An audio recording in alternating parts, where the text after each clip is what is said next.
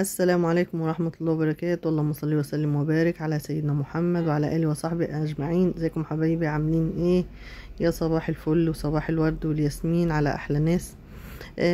هنعمل إن شاء الله مكرونة بالبشاميل، وهنعمل حاجة تانية. يعني أنا الفيديو ده هقسمه على 2. احنا هنعملها المرة دي بالسجق.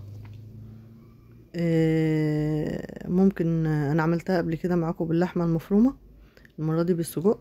انا جبت حوالي كده نص كيلو من السجق وقطعته كده قطع صغيره، وشوحته لحد ما شرب الميه بتاعته خالص.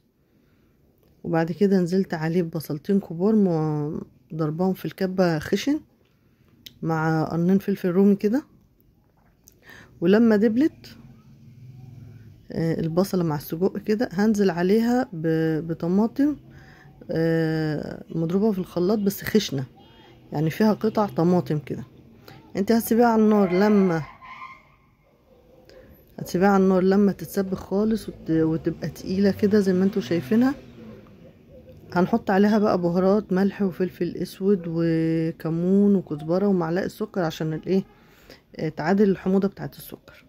بعد كده نعمل بقى البشاميل ده انا هعمله خفيف شوية، وانا عملته معاكم قبل كده برضو المكرونه البشاميل، بس اللي هي الخرطه اللي بتطلع سليمه ده. المكرونه هتبقى ايه طريه شويه.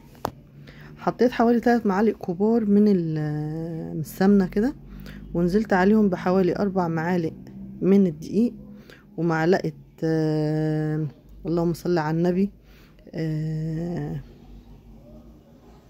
نسيت اسمها ايه، مرق دجاج اللي هي فوريه.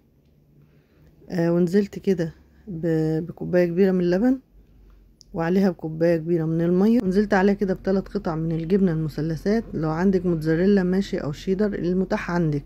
ونزلت عليها بمعلقه كبيره من القشطه، قشطه وش اللبن، موجوده عندك حطيها، مش موجوده دي اختياري، بس بتدي طعم حلو جدا للبشاميل. وبهاراتك بقى ملح وفلفل اسود وكمون وكزبره زي اللي حطيناه برضك على الخلطه بتاعت السجق.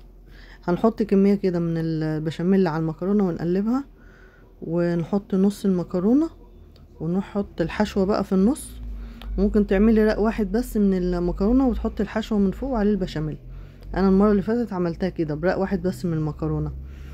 وبعد كده هنحط الحشوة كده وننزل عليها بالمكرونة من فوق وننزل عليها بقية البشاميل عشان تبقى جوسي وطرية كده، ما تبقاش اللي هي التقيلة. انت لو عايزة تخليها الخرطة بخرطتها ارجعي للفيديو الاولاني بالشكل ده. وهنزل بقى بالبشاميل، هنزل عليها بالبشاميل واحطها في الفرن، تقعد نص ساعة في الفرن. بعد ما نطلعها بقى هنقطعها نحطها في الطبق. انا بغرزها كده بحيث الصوص ينزل جوه في المكرونة كلها من جوه. انا عايزاها تبقى جوسي وطرية. انتي لو عايزة الخرطة تبقى بخرطتها كده استنيها لما تبرد خالص. بس طبعا ما في ناس بتحب تاكل اكل يتشال من على النار يتاكل على طول. بقت بالشكل ده، بألف هنا وشفا، بألف هنا وشفا.